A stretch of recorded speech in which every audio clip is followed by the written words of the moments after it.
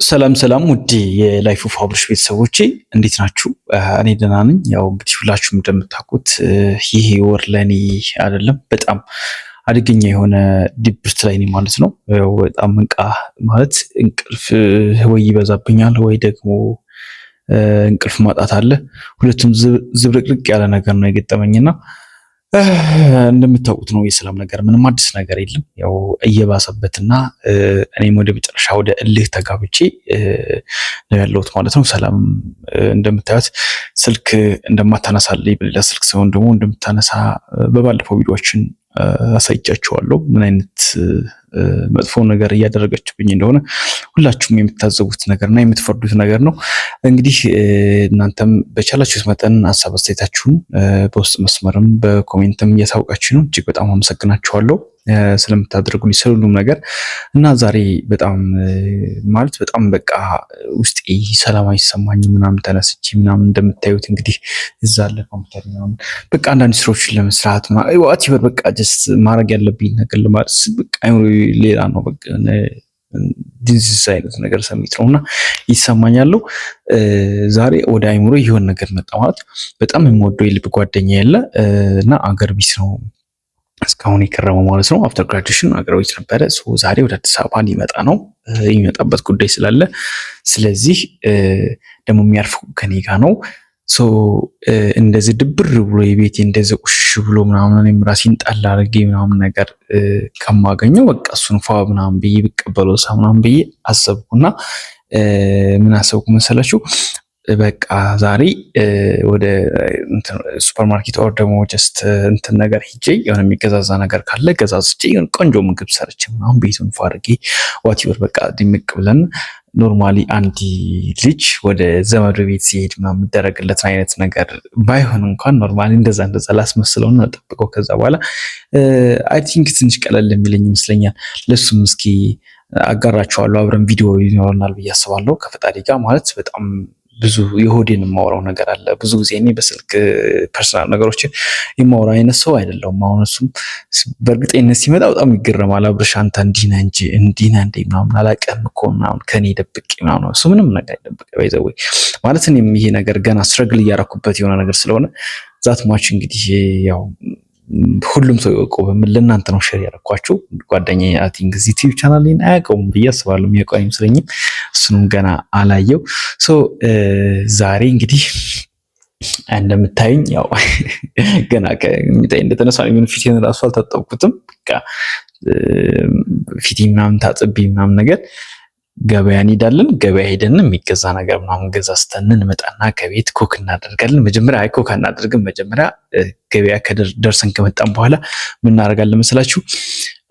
ቤታችን እናጸዳለን ምናምን የሚጸዳዱ ነገሮች ምናምን ጋር የሚስተካከሉ ነገሮች እናስተካክላለን። ቤት እንደመሆናችን መጠን የግዴታ ሰው ያለ ቤቱ ሰው ያለበት መስጠት አለበት።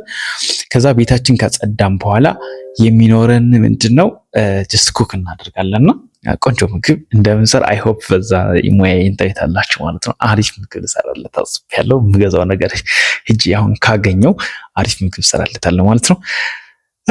ከዛ በኋላ እሱ ሲመጣ በቃ ሪአክሽኑ ምን አይነት ድባብ ቤታችንን እንድትሞቀው አድርገን ስንጨት ነው አሳያችኋለሁ። እናንተ እኔን ከወዲሁ ቪዲዮውን ሳትጨርሱ መውጣት አይቻልም ለማለት እወዳለሁ። ዛሬ በቃ ማለት እሱ ሊመጣ ስለሆነ ደስ ብሎኛል። ያው ቢደብረኝም ግን እሱ እንደሚመጣ ስላሰብኩ ግን በጣም ደስ እያለኝ ነው ማለት ነው።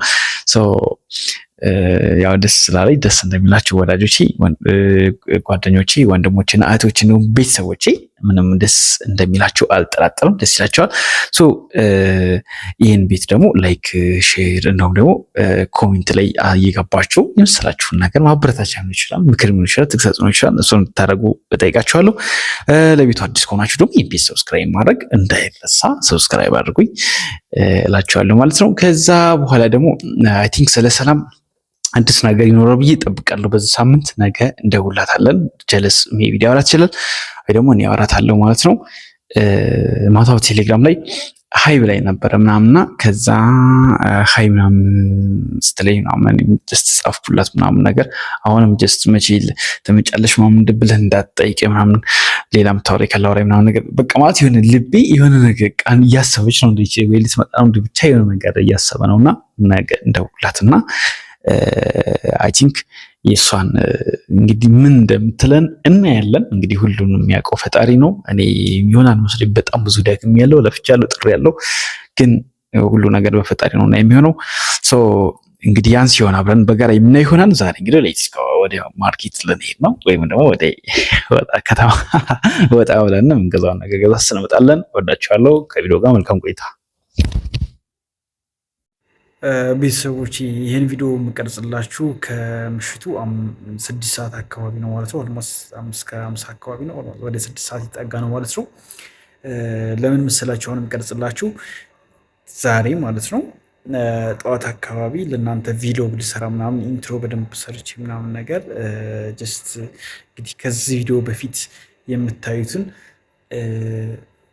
ሰርች ነበረ እና ከዛ ስመለስ የምገዛዘውን ነገር ገዛዝቼ ቤት መብራት አልነበረም እና መብራታችን አሁን እየመጣ ነው። ሶ ኢቨን ስልክ ራሱ ዘግቶ ነበር የዋለው። እንኳን ሌላ ቪዲዮ ልሰራላችሁ ጓደኛዬንም በሰላም መጥቷል፣ እግዚአብሔር ይመስገን በሰላም ገብቷል፣ በሰላም አግኝቼዋለሁ ምናምን ዋርም የሆነ ዌልካም አድርጌለታለሁ።